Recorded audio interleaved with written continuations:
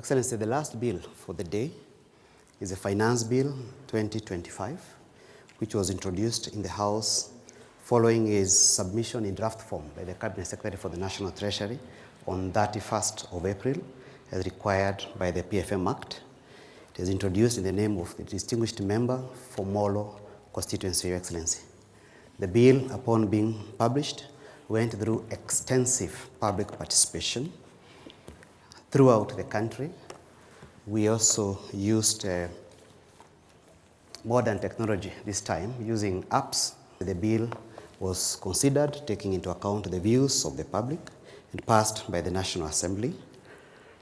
Last week, on 19th, the bill is proposing amendments to various laws relating to taxes, including the Income Tax, the Excise Duty Act, the Value Added Tax, the Tax Procedures Act, Miscellaneous Fees and Levies Act, and the Stamp Duty Act. There is seldom any new taxation measures being introduced, Your Excellency, other than some few areas which largely came from the National Treasury or others that came through the public participation process. One of the key winners is the general public when it comes to the incentives to promote the telecommunication sector, because after public participation, the telecommunication industry asked the committee to ensure that investment allowance deduction for purchase of spectrum license or a right of fiber optic issued by a telco operator is one of the exemptions granted. The second statutory bill, Your Excellency, is the Appropriations Bill for the financial year 2025-2026. This bill, again, Your Excellency, was introduced following the approval of the estimates for the financial year 2025-2026. It was introduced by the distinguished member for Alego Usonga once again. He's the chair of the Budget and Appropriations Committee. Your Excellency, this bill largely speaks to the policies of the national government with respect to the financing of various sectors.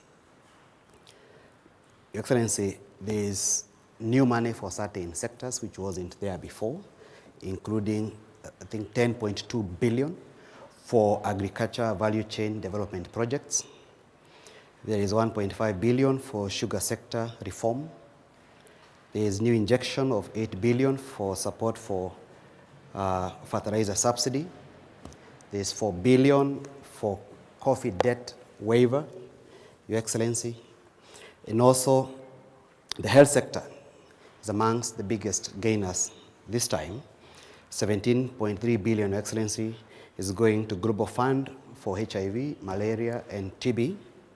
There is 13.1 billion, Your Excellency, which goes to primary health care, and 8 billion for emergency, chronic, and critical illness fund.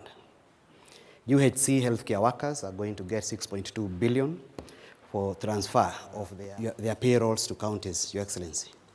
The main appropriation, Your Excellency, also grants some 4 billion to cater for internship programs for doctors, and there is 1.3 billion for the construction and equipping of cancer centers across specified counties. The education sector, Your Excellency, also gets a good share of 658.4 billion, 387 of which is going to teacher resource management, including their remuneration, promotion, and recruitment of intern teachers.